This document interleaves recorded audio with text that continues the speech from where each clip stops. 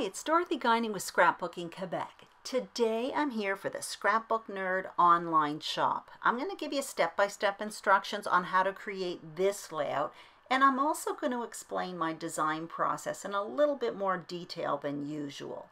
I'll be using products from the Pink Fresh Studio Sweet and Simple collection, and I have paper, letters, titles, ephemera, and a whole bunch more, and I'll list the products I use in the comments below, as well as a link to the Scrapbook Nerd online shop. I have a beach story to tell, which is why I gravitated towards this collection. It's summery, it's sunny, and believe me, it's so much more beautiful sitting in front of me than what I'm seeing on the screen. What I started with were 2 photos, as well as this piece of chevron diagonal type print. I thought it would look nice if I cut along one of these chevrons. So actually I rip along because I find the ripped paper look really goes well with beach themed layouts. So that's what I'm doing here. I figured there was room on the left to place my 2 photos on the larger half of the page, and I also knew there would be room for my title and my text and a bit of decorating. What I'm going to do now, though, is flip through the papers to find something that coordinates with this. And honestly, they all do, simply because it's a collection and they all look great together. So what I'm really looking for is a piece of paper that speaks to me, that I like. And that's one piece of advice. The paper selection, find something that you like. There's no right and wrong. What's important is that you like it. So I go with this busy print here, and yeah, I like it. I think I like the contrast against the simpleness of the chevron print. But there's other ways to select paper as well. Lots of people go for the color within the photos, which is perfectly fine. In my case, there's sand, there's that pink, there's the green. I could look for paper to incorporate those colors, one or all of them.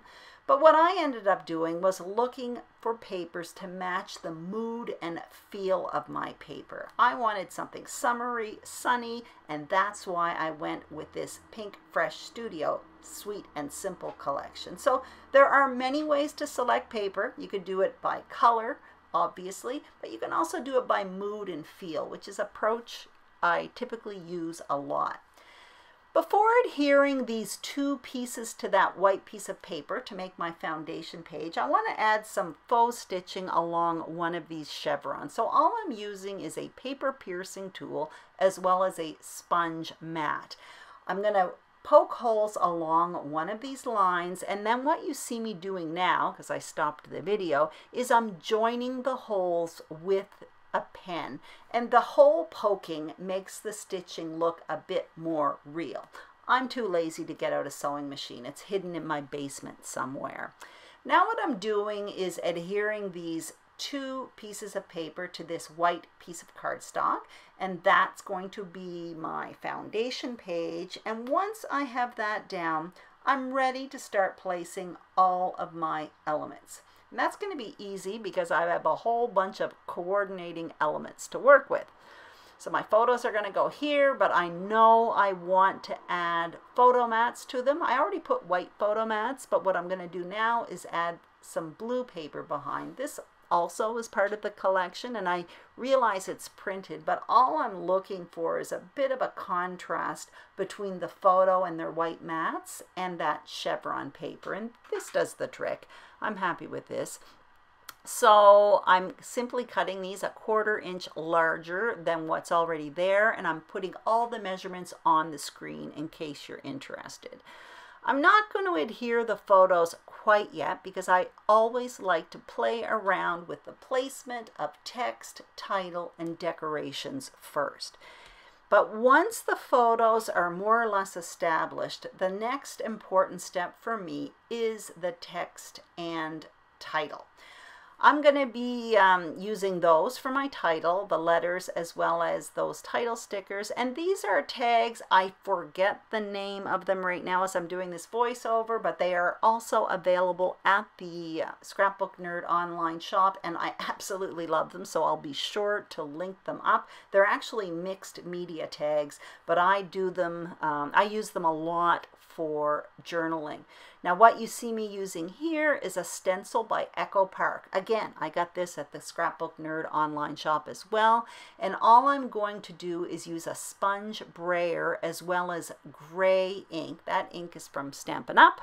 You can use any ink, obviously, and I'm just simply going to pass that sponge brayer across this stencil, and that will create some journaling lines. I use this stencil all the time. So I'm going to place that to the right-hand side of those photos, and that's kind of creating a diagonal print. Now what I'm doing is just making a reinforcer for that tag in that same blue that you find behind the photos. And I used a hole punch and a circle punch, and that created a little ring, which is perfect for a reinforcer. And now I decide to make my title. So I go with Beach Fun, and I'm placing it on wax paper because I'm not sure at this point where I want to place the title. I've got a few options here. I can do it at the bottom left, the top right, or I could even reinforce that diagonal print and put it at the bottom right as well. At this point, I still haven't decided. I'm playing around with placement a bit.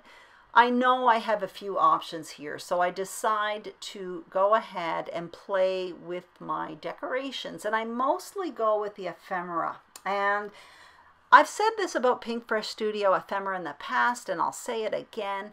I find the packaging boring, but for some reason I find it incredibly usable. I love Pinkfresh Studio ephemera. So I'm building two main clusters with it now, one in the top left and in the bottom right. Again, right now I'm kind of doing a diagonal print, and when I build these clusters, I always start actually with the larger piece, a foundation piece, and then I start filling them in with smaller pieces. Now what you see me doing is adhering the photos, and the bottom one I did it with foam adhesive. When I have a cluster of photos, I like to pop at least one of them up. I find that it stands out better on the page. Now what I'm doing is I'm going to make a third cluster, and that is in the top right hand corner, and that is where my title's going to go. I end up going there. Even though it's blue on this print, these letters are like a hard, puffy letter. I really love them. So even though some of the colors are in the background paper, because they are puffy and they're a fairly decent size, they're probably an inch or an inch and a quarter, they still stand out on the page, and I really like that look. And I also put that banner that you see in the top right on foam adhesive, so also that stands off that printed paper as well, and it still shows up. So basically I have a visual triangle around my page, and the two main clusters, the main one is at the bottom right, the second one would be at the top left, and just a small one with the title at the top right. Now I'm getting out these enamel dots simply because I want to repeat that blue that's in the title, and the same blue is found in those enamel dots. So I'm adding a few of them to the center of the flowers in two of those clusters. So that also creates a visual triangle around my page. And now I'm getting out these really fun epoxy circles, and I end up simply putting a lemon slice towards the bottom of the page. Now some of these decorations are already on foam adhesive. I like to add dimension within my embellishment clusters as well. But I'm adding a bit more dimension, so I'm just simply running my fingernail along that ripped border just to add a bit more texture to the page.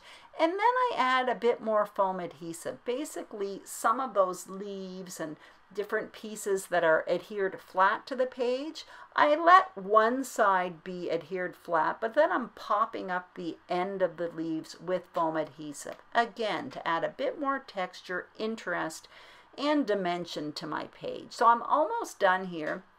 As you can see, I added a string to my tag. That was simply I think it's a lawn fawn twine. I'll link that up below as well. So there's my page completed with the journaling. I hope you enjoyed this video. I hope you, anyway, I hope it inspires you. And if it did, please let me know. Don't forget to subscribe to the Scrapbook Nerd YouTube channel, as well as my channel, Scrapbooking Quebec. And also check out the Scrapbook Nerd online shop, full of beautiful products and great fast delivery. Thank you so much for watching and have a great day.